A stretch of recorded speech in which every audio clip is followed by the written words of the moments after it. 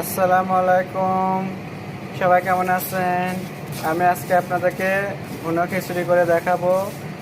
আমি এখানে হাফ পট মুগ ডাল নিয়েছি, নিয়ে আমি এটা ভাজতেছি।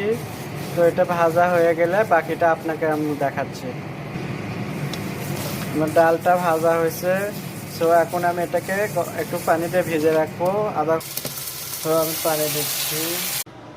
আমার ডালটা ভেজানো হয়েছে। আমি এখন এখানে 1.5 কাপ চাল দিচ্ছি। এটা সোনা মসুরির চাল। এটা এখন আমি ভালো করে ধুয়ে নেব। আমার চাল ডালটা খুবই ভালো করে ধোয়া হয়েছে। এখন আমি চুলাতে যাব রান্না করতে। আমি চুলাতে পাতিল বসাইছি, আমার পাতিলটা গরম হয়েছে। আমি এখন এখানে সর্ষের তেল দেব। আজকে সর্ষের তেল দিয়ে খিচুড়ি রান্না করব। আমি এখানে 2টা তেজপাতা, লবঙ্গ, গোলমরিচ, দারচিনি এগুলো দিলাম। আমি সব 2টা করে দিয়েছি। এখন এখানে আমি পেঁয়াজ কুচিটা দেব। এখানে আমি পেঁয়াজ কুচিটা দিচ্ছি। এখানে আমি 1 চা চামচ লবণ দিচ্ছি, স্বাদ মতো আর একটু দেব। আমি পেঁয়াজটা যতক্ষণ পর্যন্ত বেরেস্তার মতো না হবে ততক্ষণ ভাজতে থাকবো।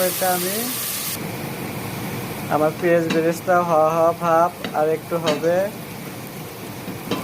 আমি এখন এখানে 1 টেবিল চামচ আদা, 1 টেবিল চামচ রসুন বাটা দেব।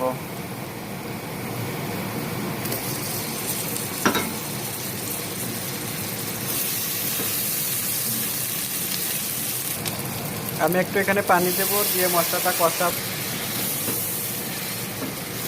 আমি 2 থেকে 3 মিনিট মশলাটা কষা নেব। আমি এখানে হাফ চা চামচ হলুদ গুঁড়ো দেব।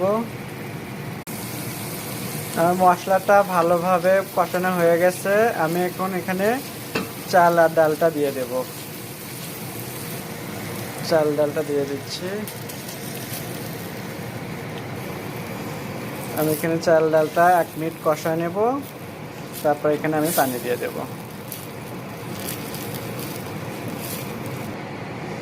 আমি এখন পানি দিয়ে দিচ্ছি এখানে। আমার মনে হচ্ছে আমার খিচুড়ি কালার খুবই সুন্দর হবে। এখন আমি এটা ঢাকনা দিয়ে রেখে দেব। দেখি আমার খিচুড়ি হয়ে যাচ্ছে। এখন আরো কিছুক্ষণ লাগবে। সুন্দর একটা কালার আর সর্ষের তেলের এত সুন্দর একটা ঘ্রাণ আসছে যে আপনাদেরকে বলে বোঝাতে পারবো না। আশা করব আপনারা এভাবে বানিয়ে খাবেন।